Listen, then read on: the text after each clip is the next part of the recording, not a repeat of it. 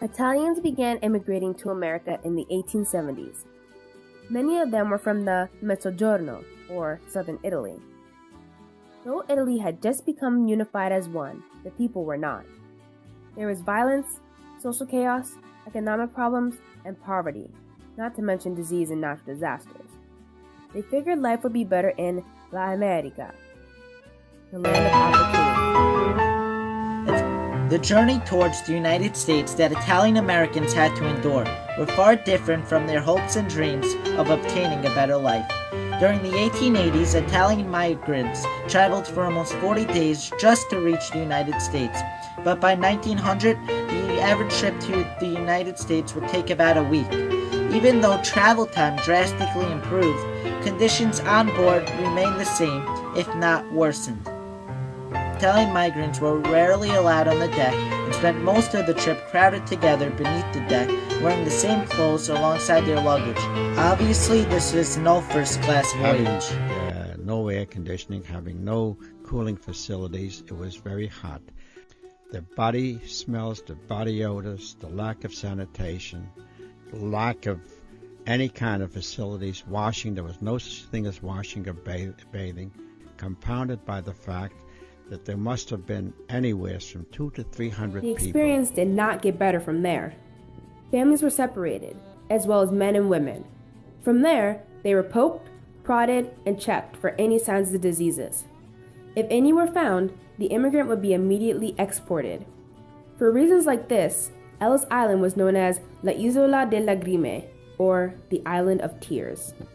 Once all tests were passed, it was onto a ferry to New York City. Things did not get better from there. Most immigrants, specifically Italians, experienced harsh prejudice. This political cartoon, illustrated by Grant Hamilton in 1891, depicts such prejudice. The caption read, "If immigration was properly restricted, you would no longer be troubled with anarchy, socialism, the mafia, and such kindred evils." Closer in on the cartoon, you can see the immigrants labeled Irish pauper, German socialist, or Italian brigand. Their living conditions were no better. Most Italians settled onto Mulberry Street, their urban version of their villages back home in Italy. They lived in tenements. Tenements were dirty and crowded, often with multiple families living in one apartment. But the immigrants couldn't afford anything else. When slavery is abolished, many blacks leave the plantations. To replace them, American employers recruit thousands of Italians, especially Sicilians, ready to do jobs that no whites are willing to do. The arguments that were made for recruiting Italians are interesting because they basically indicate that they would make better Negroes than the Negroes, that they would work harder, and that they were of a higher caliber of people, and that they would displace black workers. And that makes them both desired and undesirable at the same time.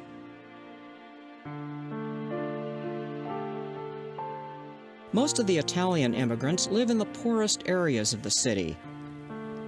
They continue many of the customs and traditions of the rural communities they come from. In the mid to late 1800s, the number of Italian immigrants to the United States was the most out of all European immigrants.